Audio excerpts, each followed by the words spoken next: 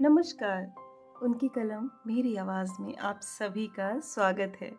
आइए सुनते हैं कहानी एक जीवी, एक रत्नी, एक सपना, जिसे लिखा है अमृता प्रीतम जी ने। पालक 1 आने गट्ठी, टमाटर 6 आने रत्तल और हरी मिर्च 1 आने की ढेरी। पता नहीं तरकारी बेचने वाली स्त्री का मुख कैसा था कि मुझे लगा पालक के पत्तों की सारी कोमलता, टमाटरों का सारा रंग और हरी मिर्चों की सारी खुशबू उसके चेहरे पर पुती हुई थी। एक बच्चा उसकी झोली में दूध पी रहा था। एक मुट्ठी में उसने माँ की चोली पकड़ रखी थी और दूसरा हाथ वह बार बार पालक के पत्तों पर पटकता था। माँ कभी उसका हाथ पीछे हटाती थी और कभी पालक की ढेरी को आगे सरकाती थी।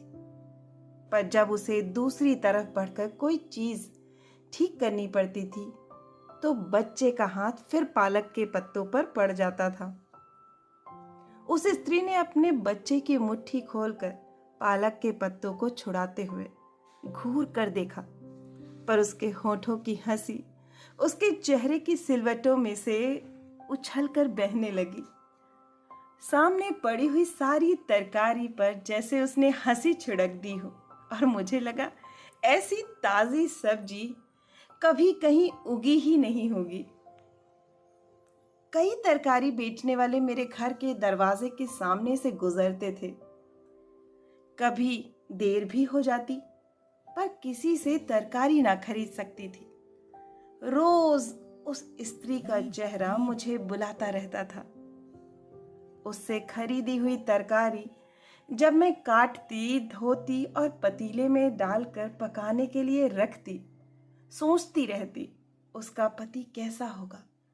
वह जब अपनी पत्नी को देखता होगा, छूता होगा, तो क्या उसके होठों में पालक का, टमाटरों का और हरी मिर्चों का सारा स्वाद घुल जाता होगा। कभी कभी मुझे अपने पर खीज होती कि स्त्री का ख्याल किस तरह मेरे पीछे पड़ गया था। इन दिनों मैं एक गुजराती उपन्यास पढ़ रही थी।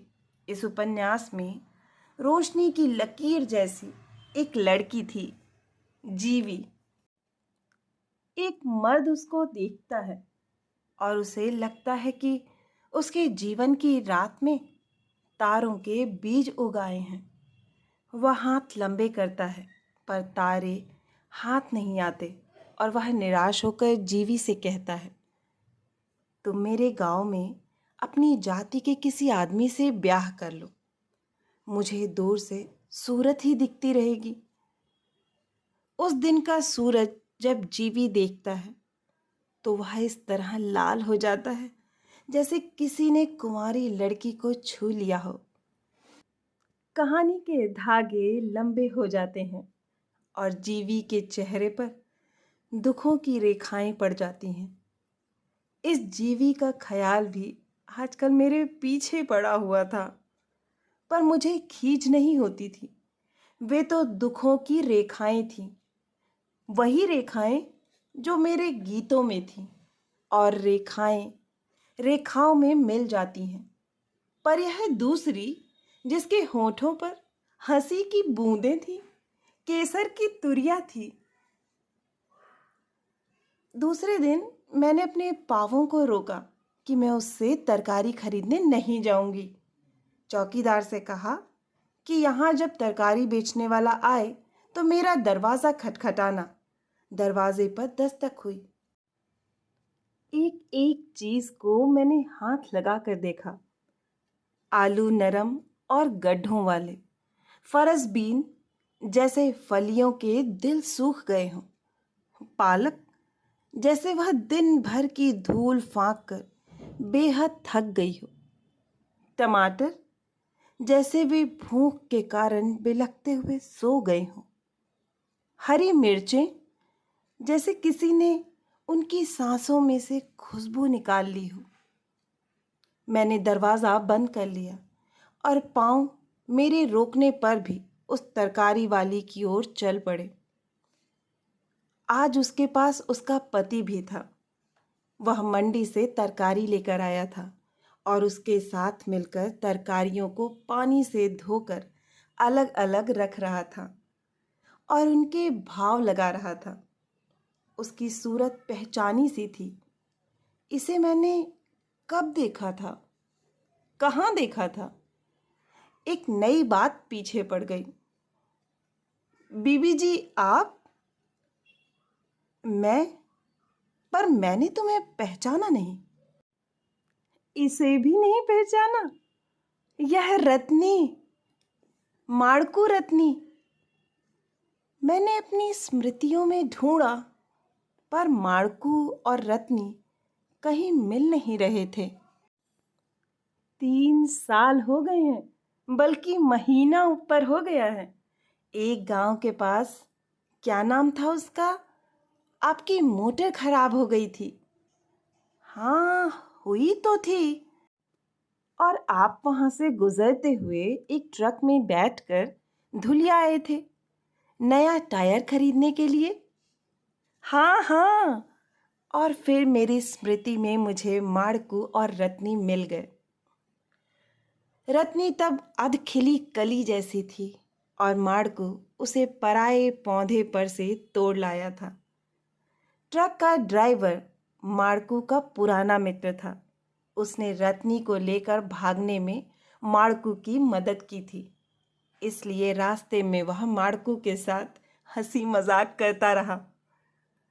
रास्ते के छोटे छोटे गांवों में कहीं खरबूजे बिक रहे होते, कहीं ककड़ियाँ, कहीं तरबूज।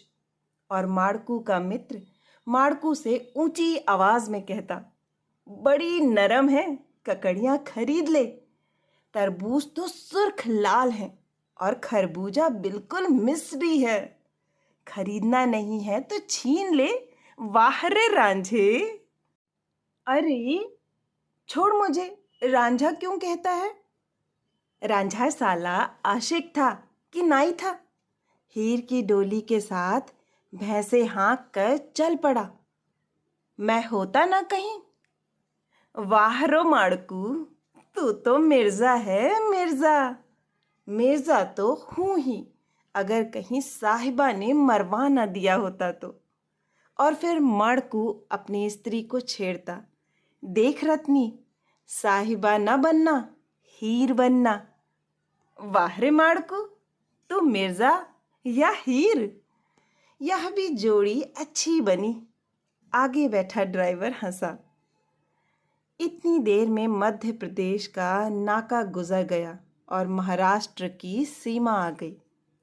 यहाँ पर हर एक मोटर, लॉरी और ट्रक को रोका जाता था।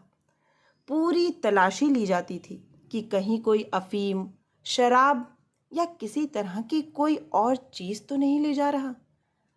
उस ट्रक की भी तलाशी ली गई। कुछ न मिला और ट्रक को आगे जाने के लिए रास्ता दे दिया गया। ज्यों ही ट्रक आगे बढ़ा, माड़कू बेतहासा हंस दिया। साले अफीम खोजते हैं, शराब खोजते हैं। मैं जो नशे की बोतल ले जा रहा हूं, सालों को दिखी ही नहीं। और रत्नी पहले अपने आप में सिकुड़ गई और फिर मन की सारी पत्तियों को खोलकर कहने लगी, देखना, कहीं नशे की बोतल तोड़ न देना। सभी टुकड़े तुम्हारे तलवों में उतर जाएंगे। कहीं डूब मर। मैं तो डूब जाऊंगी, तुम सागर बन जाओ। मैं सुन रही थी, हंस रही थी और फिर एक पीड़ा मेरे मन में आई। हाय री स्त्री, डूबने के लिए भी तैयार है यदि तेरा प्रिय एक सागर हो।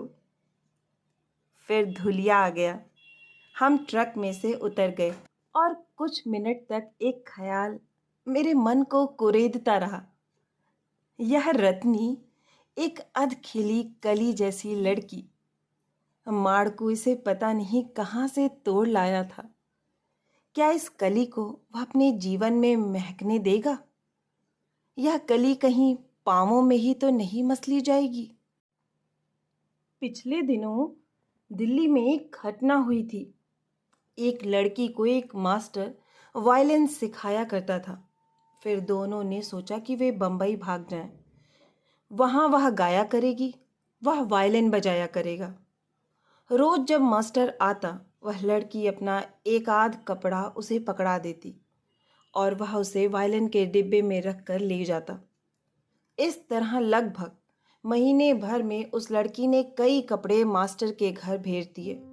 और फिर जब वह अपने 3 कपड़ों में घर से निकली, किसी के मन में संदेह की छाया तक न थी। और फिर उस लड़की का भी वही अंजाम हुआ जो उससे पहले कई और लड़कियों का हो चुका था और उसके बाद कई और लड़कियों का होना था। वह लड़की बंबई पहुंचकर कला की मूर्ति नहीं, कला की कब्र बन गई। और मैं सोच रही थी, यह रत्नी क्या बनेगी। आज 3 वर्ष बाद मैंने रत्नी को देखा। हंसी के पानी से वह तरकारियों को ताजा कर रही थी। पालक 1 आने गट्ठी, टमाटर 6 आने रत्तल और हरी मिर्चें 1 आने ढेरी। और उसके चेहरे पर पालक की सारी कोमलता, टमाटरों का सारा रंग और हरी मिर्चों की सारी खुशबू पुती हुई थी। जीवी के मुख पर दुखों की रेखाएं थी, वही रेखाएं जो मेरे गीतों में थीं और रेखाएं रेखाओं में मिल गई थीं। रत्नी के मुख पर हंसी की बूंदें थीं। वह हंसी जब सपने उगाए तो ओस की बूंदों की तरह उन पत्तियों पे पड़ जाती है और वे सपने मेरे गीतों के तुकांत बनते थे। जो सपना जीवी के मन में था, वही सपना रत्नी के मन में था। जीवी का सपना एक उपन्यास के आंसू बन गया और रत्नी का सपना गीतों के तुकांत तोड़कर आज उसकी झोली में दूध पी रहा था। आशा है कि आपको यह कहानी बहुत ही पसंद आई होगी। अगर पसंद आई है तो मुझे प्रोत्साहित करने के लिए लाइक करें, नीचे कमेंट बॉक्स में कमेंट करना ना भूलें। और अगर आप इस चैनल से जुड़ना चाहते हैं और इस पर नए हैं तो इसे सब्सक्राइब करना ना भूलें। फिर मिलती हूँ एक नई कहानी या कविता के साथ। तब तक के लिए आप सभी का कहानी सुनने के लिए बहुत बहुत धन्यवाद।